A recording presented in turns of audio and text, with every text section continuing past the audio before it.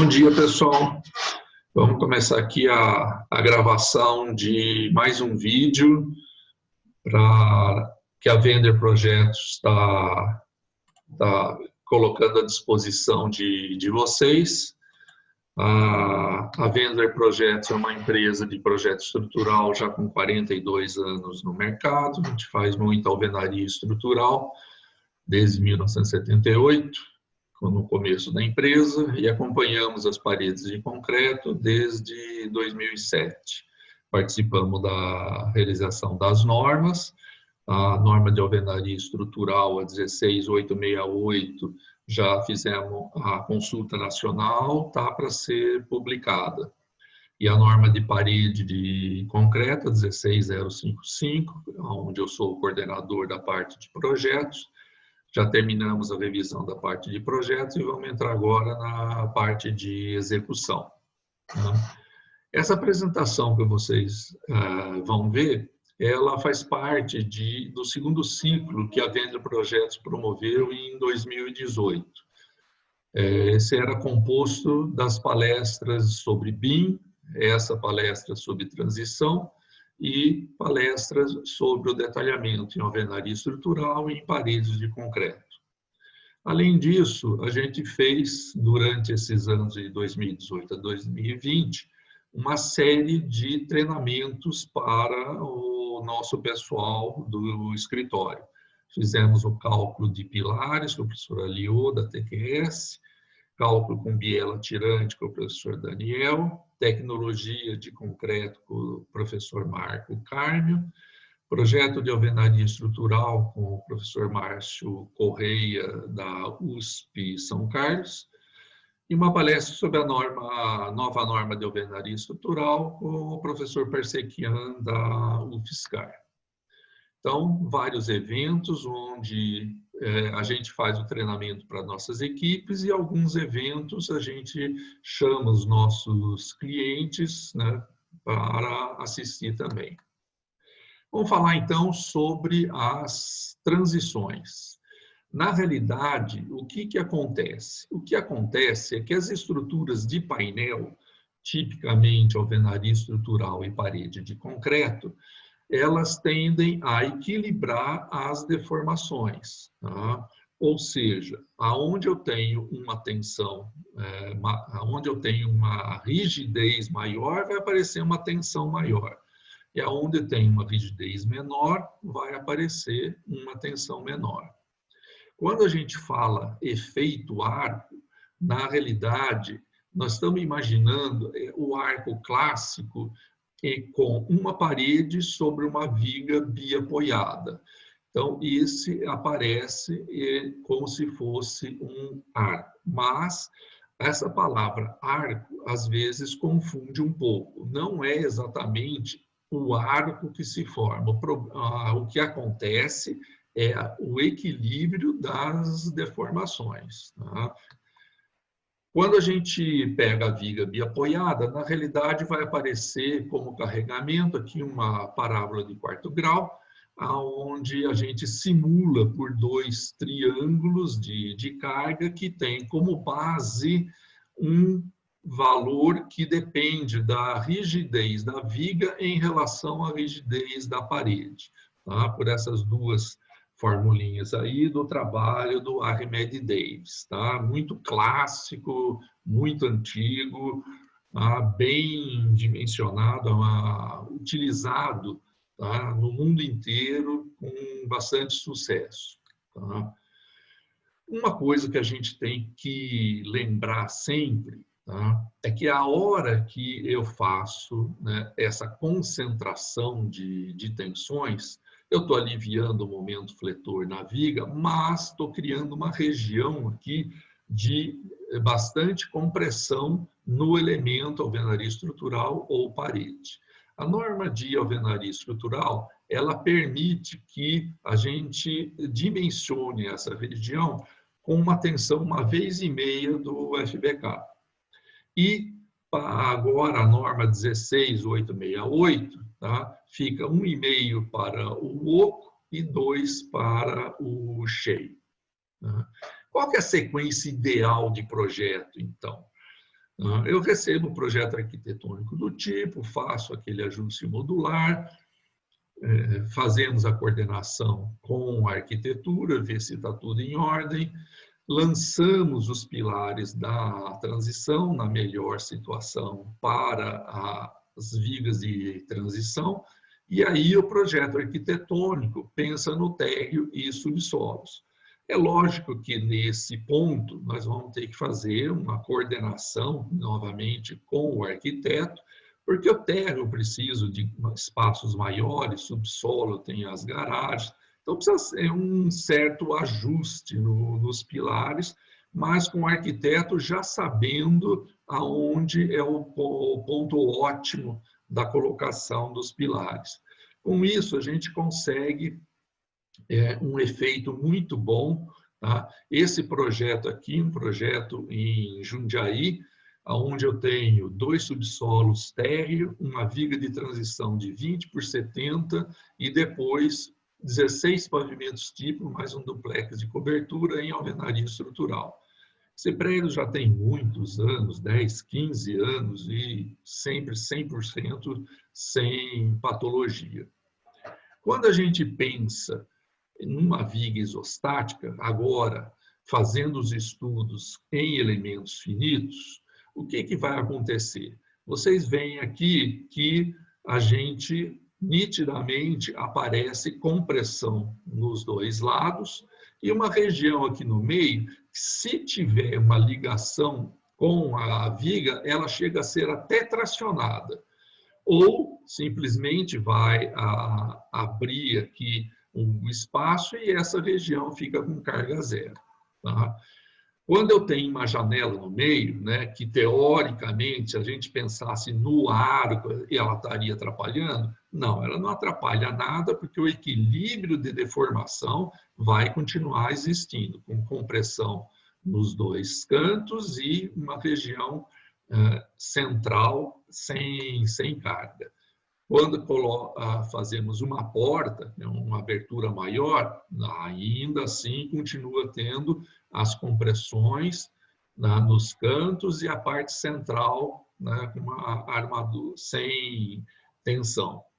Quando eu tenho uma porta mais próxima do apoio, aí eu fico com pouca região aqui para fazer o equilíbrio. Então, acaba aparecendo no cantinho da porta uma resistência, né, de uma tensão de compressão também nesse ponto.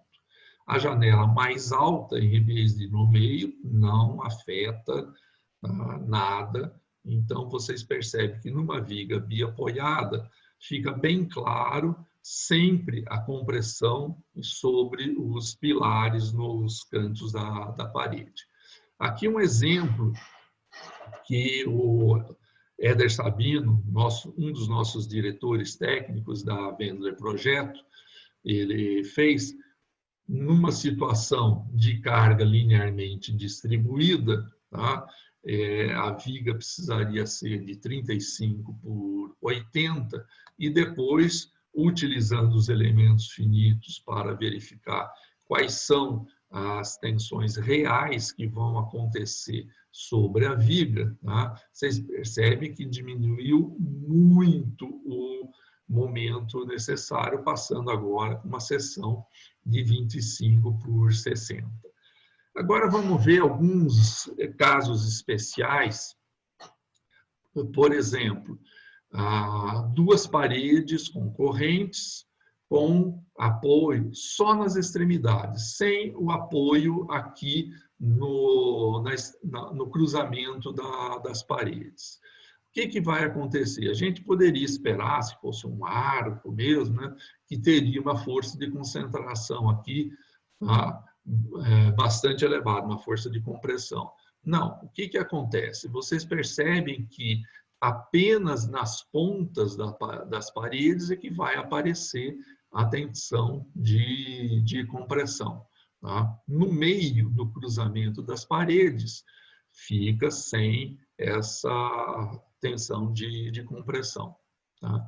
Uma coisa importante da gente observar aqui, e que a gente colocou como obrigatório na 16868, que está para sair de alvenaria estrutural, é que essa compressão que nós temos nos cantos, ela aparece mesmo quando eu utilizo como cálculo a carga linearmente distribuída. Nós fizemos aqui uma experiência, né, saindo de uma viga de 19 por 90 e fomos aumentando a rigidez para uma rigidez tal que ela absorvesse completamente com carga linear. Mas mesmo assim, a gente chegou com uma tensão nesse ponto logo acima do pilar quase 2 vezes maior do que a calculada. Tá? Aqui, separando por paredes, essa parede está transversal, você vê que só tem compressão desse lado, e aqui no meio, não. A parede que recebe a outra, ela vai ter as duas pontas com as tensões de compressão, e aqui no meio, onde ela recebe a parede transversal, não aparece nenhuma compressão. Aqui nós vamos observar um caso com janelas, aonde você percebe que se nós temos o apoio aqui no meio, o que vai acontecer? Essa carga vai descer e chegar direto para o apoio. No momento que eu tiro o apoio, essa carga que está descendo aqui no meio das paredes, ela vai caminhar para as extremidades, né? Carregando sempre os apoios dos cantos. Esse é um outro caso, já bem mais complexo, onde tem uma parede com aberturas, né, e as outras que se apoiam. E, de novo, a gente percebe aqui, ó, em lilás, os pontos de compressão, nesse ponto, aqui no meio, e lá na outra parede, no outro canto. Então, é o mesmo efeito. Aí nós testamos uma parede com abertura de cima e embaixo, onde realmente seria impossível pensar no arco clássico. Tá? Mas o que acontece? A carga de um lado tende ao apoio como se fosse uma viga em balanço. E a mesma coisa do lado de lá. Quem olhar assim, sem muito cuidado, não vai conseguir entender, porque parece um arco com as compressões nos cantos, mas ele é interrompido. E isso é porque a gente chama efeito arco, uma denominação prática, mas não real, e o que é real é o equilíbrio das deformações. Fizemos também um caso com vários andares, aberturas e 3 pontos de apoio. Observa que as cargas das tensões de compressão vão para esses pontos, sempre. Tá?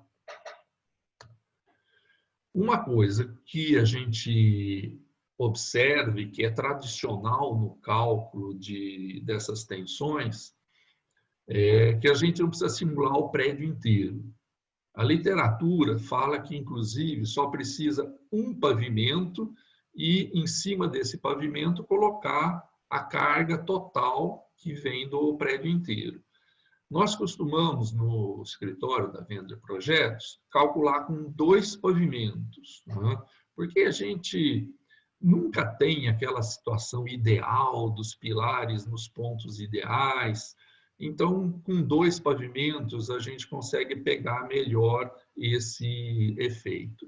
E no alto desse segundo pavimento, colocamos toda a carga vertical do resto do prédio e toda a carga horizontal através de uma força e um momento que aparecem, e a gente coloca tudo aplicado nesse segundo pavimento. Como é que a gente tem trabalhado? Tá? A gente começa lá nos elementos finitos, passamos para uma planilha de Excel que prepara os dados para o TQS entender aquilo dentro das tabelas típicas do software da TQS. e assim a gente consegue fazer, depois entrando no TQS, o dimensionamento de todas as vigas, né, sem precisar calcular e detalhar uma por uma. Aqui um exemplinho bem simples, tá? Uma carga linearmente distribuída, imaginando aqui uns 15 pavimentos, com uma carga de 30 toneladas por metro, vai precisar de uma viga de 30 por 150, com 8 fios de 25, estribo 12,5 cada 10. Quando eu faço o arco para uma viga intermediária, isso já vai baixar, fazendo os dois triângulos de carga, para 20 por 90, com 4 fios de 16, e a mesma tem o mesmo estribo, que essa carga continua entrando aqui no canto. Aí, se a gente reduz essa viga bastante, utilizando uma viga só de 20 por 40, a carga continua indo só para os cantos e ela consegue equilíbrio com uma armadura de 2 ferros de 12,5 e um estribo de 10 a cada 10. Só que quando eu tenho uma viga com uma rigidez muito baixa, o que vai acontecer? Ela vai deformar um pouco e o elemento painel que eu tenho em cima não deforma. Então, isso pode aparecer uma fissura aqui na interface. Esses são alguns exemplos de prédios que a gente tem feito no escritório. Aqui um prédio que vai diretamente até a fundação, apoiado aqui nas estacas de fundação. Esse é um outro prédio agora já com transição aqui no térreo e pavimentos de garagem. Um outro caso com pavimentos de garagem, aqui uma situação já bastante grande de transições e pilares com mais espaçamento. Essa aqui é uma viga de 20 por 40 com 6 pavimentos em cima, que é um pouco a origem de todo esse processo que a gente está descrevendo aqui para vocês. Isso aqui é o prédio Barão de Duas Barras, em Goiânia, na época que a Encol estava desenvolvendo o sistema de alvenaria estrutural, né? Através de um convênio com a Politécnica. Esse convênio a gente inclusive chamava de Poli-Encol. A gente desenvolveu esse sistema com vários profissionais envolvidos. Esse é o residencial Campos Elíseos, ali da F. Oliva, em Jundiaí, que é um prédio com 19 pavimentos, mais um duplex, sobre térreo e 4 andares de subsolo. Então, aqui vocês observam uma foto mais próxima, e aqui a parte de transição. Nos andares térreo e subsolos, a gente usou uma laje nervurada com cubetas, tá? Fazendo os capitéis com a concretagem na mesma altura, mas inteirinho de concreto, sem cubeta. Tá? Esse é aquele primeiro prédio que eu mostrei para vocês, o Guido Feliciari, lá em Jundiaí, que tem vigas de 20 por 70, com 18 pavimentos de alvenaria em cima. Gente, era isso que a gente queria mostrar para vocês. Obrigado por assistirem o nosso vídeo e estamos sempre prontos para qualquer informação que vocês precisam. Obrigado e até a próxima.